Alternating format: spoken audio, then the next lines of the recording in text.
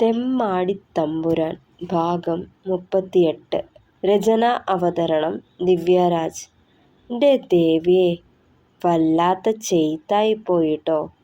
അരക്കെട്ടിൽ അവൻ്റെ വിരലുകൾ അമർന്നതേ ഒന്നുയർന്നു പൊങ്ങി അമ്പിളി. വശ്യമായ അവൻ്റെ നാദം കർണപുടത്തെ തഴുകവേ ഉമിനീരിറക്കിക്കൊണ്ട് കണ്ണുകൾ കൂമ്പിയടച്ചുപോയി. ആളുടെ നേർത്ത ശബ്ദം പോലും തന്നെ വിവശയാക്കുന്നു. ആ സ്പർശനവും ചേർത്തു പിടിക്കലും ആവോളം മോഹിച്ചു പോകുന്നു. ചെറുചിരിയവളുടെ ചൊടികളിൽ പൊതിഞ്ഞ നേരം കവിളിലമർന്ന അധരങ്ങളുടെ ചെറുതാപം അവളിൽ നിന്നൊരു ശീൽക്കാരം പുറപ്പെടുവിച്ചതേ തിരിച്ചു നിർത്തിയവൻ അവളെ. അധരമൊന്ന് പതിപ്പിച്ച് താടിത്തുമ്പിൽ ചുണ്ടുകൾ അമർത്തി കടിഞ്ഞാണില്ലാതെയവ താഴേക്ക് പതിക്കവേ ആരുടെയോ നിഴലനക്കം കണ്ട പോലെ അവനെ തള്ളി മാറ്റിയവൾ. രസച്ചടടറ്റ നീരസത്തോടെ അവളെയൊന്ന് കൂർപ്പിച്ചു നോക്കവേ അമ്പിളിയുടെ കണ്ണുകൾ പിടച്ചുകൊണ്ട് പാഞ്ഞത് വാതിൽക്കലേക്കാണ്. എന്താ ദേവിയെ, നേരം പുലരുമ്പോൾ എൻ്റെ അടുത്ത് വേണമെന്നല്ലേ ഞാൻ പറഞ്ഞിരുന്നേ? എന്നിട്ട് പറ്റിച്ചല്ലേ? കെറുവിച്ചു. ചെറു പുഞ്ചിരിയോടെ അവൻ്റെ കവിളിൽ ഒന്ന് തൊട്ടവൾ. വയ്യാത്ത അമ്മയെക്കൊണ്ട് നമുക്കുള്ള ഊണ് കൂടി വെച്ച് വിളമ്പിക്കണോ? പാവല്ലേ. അതാ ഞാൻ നേരത്തെ ഉണർന്നേ. അവൾ കുറ്റസമ്മതം നടത്തി. ഓ, നീ വരണതിന് മുന്നേയും വല്യമ്മ തന്നെ ഇവിടെ ഓരോന്നും വെച്ച് വിളമ്പിയത്. ഓരിക്ക് അതിൽ വിഷമമൊന്നും ഉണ്ടാവില്ല. നിന്നെ ഞാൻ ഇങ്ങോട്ട് കൊണ്ടുവന്നതേ എൻ്റെ കാര്യം നോക്കാനാ, അല്ലാതെ അടുക്കള പണി ചെയ്യിക്കാനല്ലാട്ടോ. പറയുന്നതിനൊപ്പം അവളെ വലിച്ച് നെഞ്ചിലേക്കിട്ടിരുന്നവൻ. രുധിയേട്ടൻ്റെ കാര്യങ്ങൾ നോക്കാനാന്ന് പറയുമ്പോൾ ഭക്ഷണം ഉണ്ടാക്കണതും അതിൽ പെടില്ലേ? കുറുമ്പോടെ അവനെ നോക്കിയവൾ. ആവോ, വലിയ താല്പര്യമില്ലാത്തതുപോലെ പറഞ്ഞൊഴിഞ്ഞവൻ. അതേ, എല്ലാത്തിനും സമയവും കാലവും ഉണ്ട് കേട്ടോ. ജോലി ചെയ്യാനും തമ്പുരാനെ സന്തോഷിപ്പിക്കാനും ഒക്കെ. അല്ലാതെ എപ്പോഴും സ്നേഹിച്ചുകൊണ്ടിരുന്നാലേ പിന്നെ വയറ് നിറയ്ക്കണതെങ്ങനാ? അവനിൽ നിന്ന് അകന്നു മാറി ചോറ് പൊതി കെട്ടിയൊതുക്കിയവൾ. വയറ് വീർക്കാനുള്ള കാര്യം തന്നെ ഞാനും പറഞ്ഞത്. ചുണ്ട് കടിച്ചു പിടിച്ചുള്ള അവൻ്റെ നിൽപ്പ് കണ്ടപ്പോഴാണ് അവൻ ഉദ്ദേശിച്ചത് എന്താണെന്ന് അവൾക്ക് മനസ്സിലായത്. അയ്യേ, ഈ തമ്പുരാൻ പോയേ. മുഖത്ത് നിറഞ്ഞ നാണം അവൻ കാണാതിരിക്കാൻ ഗൗരവത്തോടെ പറഞ്ഞവൾ. എന്താ ഉണ്ണിക്കുട്ടാ, നിനക്ക് അടുക്കളയിൽ കാര്യം? സുഭദ്രയുടെ ഒച്ച കേട്ടതേ അവൾക്കരികിൽ നിന്നും ഞെട്ടലോടെ അകന്നു മാറി രുധിൻ. അത് വല്യമ്മേ, രാവിലത്തെ എൻ്റെ കട്ടൻ കിട്ടിയില്ലേ, അത് കുടിക്കാൻ വന്നതാ. രുധിൻ തപ്പി തടയണത് കണ്ടതേ അമ്പിളിക്ക് ചിരി പൊട്ടിയിരുന്നു. ചുണ്ട് കടിച്ചു പിടിച്ച ചിരിയൊലി ഒതുക്കിയവൾ. അല്ലെങ്കിൽ 10 മണി വരെ ഉറങ്ങണവനാ, ചായ വേണമെന്ന്. അതും ചായ അങ്ങട് കൊണ്ടു കൊടുത്താലേ തട്ടിക്കൊട്ടി എണീക്കുമെങ്കിലും ചെയ്യൂ. ആ ഓന ചായ വേണമെന്ന് പറഞ്ഞ് രാവിലെ തന്നെ അടുപ്പിൻ്റെ ചോട്ടിൽ വന്ന് നിൽക്കണേ. അവനെ നല്ലോണം കളിയാക്കി സുഭദ്ര. എന്നാ ഞാൻ പിന്നെ വന്ന് കുടിക്കാം. അമ്പിളി, നീ ചായ മുകളിലേക്ക് കൊണ്ടുവന്നാൽ മതി. മെല്ലെ അവിടെ നിന്ന് വലിഞ്ഞവൻ. ഷോ, നാണക്കേടായി. ചമ്മലോടെ നാവ് കടിച്ചു പിടിച്ച് കണ്ണിറുക്കിക്കൊണ്ട് മുകളിലേക്ക് നടക്കവേ പറഞ്ഞു പോയി. രുധിൻ അങ്ങോട്ട് കടന്നു പോയതും സുഭദ്ര തമ്പ്രാട്ടി പൊട്ടിച്ചിരിച്ചുപോയി. കുഴിമടിയനാ, കാലത്ത് ചെന്ന് കിടക്കപ്പായിന്ന് ഉണർത്തണത് ഓനെ കൊല്ലണത് പോലെയാ. എന്നിട്ടാ കാപ്പി തേടി ഇവിടെ വന്നത്. ചിരിയടക്കി അവരത് പറയുമ്പോൾ സുഭദ്ര തമ്പ്രാട്ടിയെ തന്നെ നോക്കി നിൽപ്പായിരുന്നു അമ്പിളി. എത്ര സുന്ദരിയാ തമ്പ്രാട്ടി. നല്ല പ്രായത്തിൽ എങ്ങനെ ഇരുന്നിട്ടുണ്ടാവും? നല്ല കുടുംബത്തിൽ നിന്ന് നല്ലൊരു ചെക്കനെയും കെട്ടി കുട്ടിയോളും കുഞ്ഞു മക്കളുമായ സുഖമായിട്ട് കഴിഞ്ഞു കുടർന്നു. പക്ഷേ എൻ്റെ രുധിയേട്ടന് വേണ്ടിയല്ലേ ഒക്കെ വേണ്ടാന്ന് വെച്ചേ. പാവം. ആരാ ഇന്നത്തെ കാലത്ത് സ്വന്തം ജീവിതം മറന്ന് അനിയത്തിയുടെ കുഞ്ഞിനെ പോറ്റി വളർത്താ? നിശ്വാസത്തോടെ ഓർത്തവൾ. ഉള്ളി സാമ്പാർ അസലായിരിക്കുന്നു. ഒരു തവിയിൽ കുറച്ച് ഉള്ളി സാമ്പാർ എടുത്ത് രുചി നോക്കിക്കൊണ്ട് പറഞ്ഞവർ. അതിന് മൃദുവായൊന്ന് പുഞ്ചിരിച്ചു അമ്പിളി. ആ ചെക്കന് ഇത് മാത്രം മതിയാവും ഒരു പ്ലേറ്റ് ചോറ് കഴിക്കാൻ. നിറഞ്ഞ പുഞ്ചിരിയോടെ പറയുന്നതിനൊപ്പം ഓരോ കറിച്ചട്ടിയും തുറന്നു നോക്കിയവർ. ഉണർന്നപ്പോ എന്നെ കൂടി വിളിക്കാറുന്നില്ലേ കുട്ടി? ഒക്കെ ഒറ്റയ്ക്ക് ചെയ്യുമ്പോൾ പാടല്ലേ? വാത്സല്യത്തോടെ അവളെ നോക്കിയതും. അത്രയ്ക്കുള്ള ജോലിയൊന്നുമില്ലായിരുന്നമ്മേ. ഞാൻ വേഗന്ന് ചെയ്തു തീർത്തു. വീട്ടിലായിരുന്നപ്പോഴും ജോലിക്ക് പോണ ദിവസങ്ങളിൽ കാലത്ത് എണീറ്റ് ശീലമുള്ളതാ, നറുചിരിയോടെ പറഞ്ഞവൾ. എന്നാലും അത് ശരിയല്ലല്ലോ.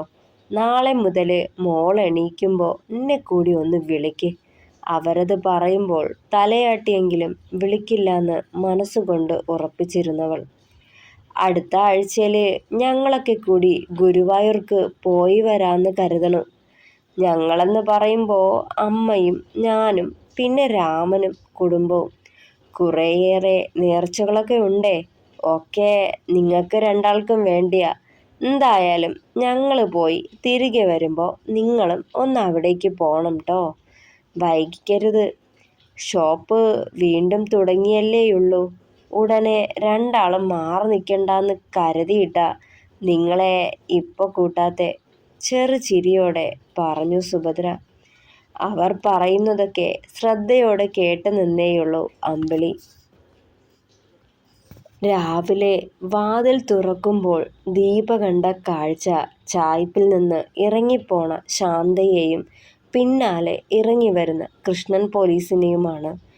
അയാൾ കൊടുത്ത കാശ് ബ്ലൗസിനുള്ളിലേക്ക് തിരികെ വെച്ച് അവിഞ്ഞൊരു ചിരിയോടെ ഗേറ്റ് തുറന്നു പോകുന്ന ശാന്തയെ കണ്ടതേ നിന്നിടത്ത് നിന്ന് ഉരുകിയൊലിച്ചവർ.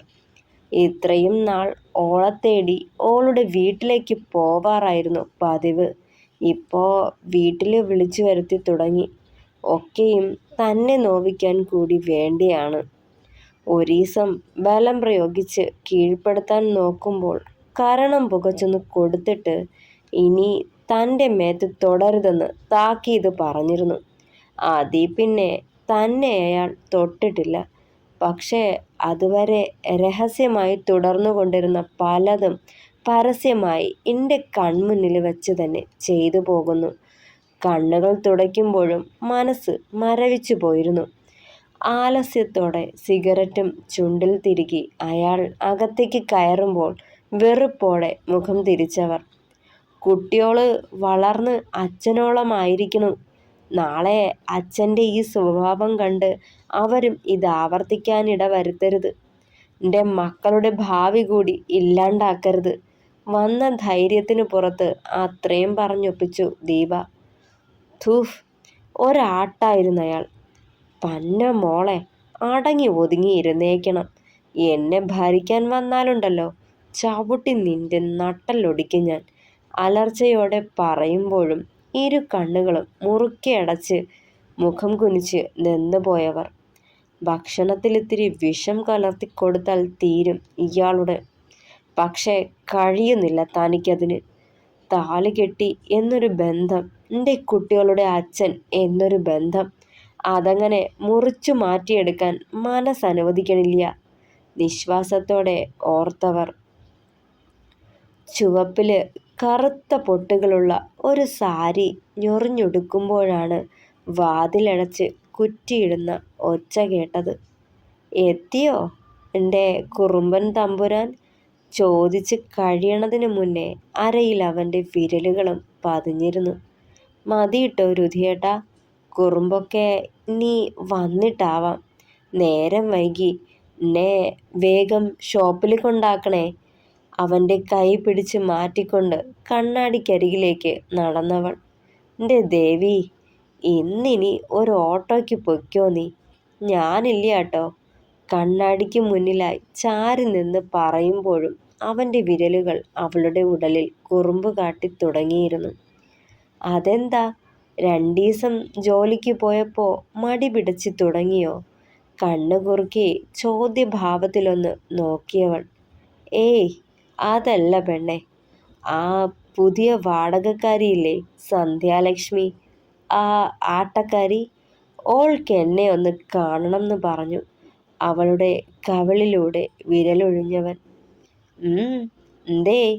കൈയൊന്ന് പിടിച്ചു മാറ്റി ശാസനയോടെ, ഒപ്പം ഒരു നെള്ളു സുന്ദൂരമ്മ നെറുകിലും ചാർത്തിയവൾ. അതോ, അത് അവിടത്തെ തട്ടില് മൊത്തവും മരപ്പട്ടിയാത്രേ. കുട്ടിയും കുറുമാലിയുമായി പെറ്റ് പെരുകി കിടക്കാന്ന്. ഒക്കത്തിനെയും അടിച്ചു പുറത്താക്കി വൃത്തിയാക്കാനേ ആളെക്കൊണ്ട് ചെല്ലാനാ. അവളുടെ നെറുകിൽ മെല്ലെ ചുണ്ടമർത്തിയവൻ. ആരെയാ കൊണ്ടുപോണേ? രഞ്ജുവിൻ്റെ വീടിനടുത്ത് ഒരു ചേട്ടനുണ്ട്. ആള് മരപ്പട്ടിയെ കിട്ടിയാൽ കറി വെച്ച് തിന്നൂത്രേ. ആളെ കൂട്ടാനാ പരിപാടി. ഫോറസ്റ്റുകാര് അറിയണ്ട. തമ്പുരാനെയും രഞ്ജുവിനെയും ആ ചേട്ടനെയും ഒക്കെ ഓര് കൊണ്ടുപോവും, കുറുമ്പോടെ പറഞ്ഞവൾ. ഒന്ന് ചിരിച്ചു രുധിൻ. ഒപ്പം പെണ്ണിനെ അടിമുടിയൊന്ന് ചൂഴ്ന്നു നോക്കി. എന്താ ഒരു കള്ളലക്ഷണം അവൾ കുറുമ്പോടെ ചോദിച്ചതും.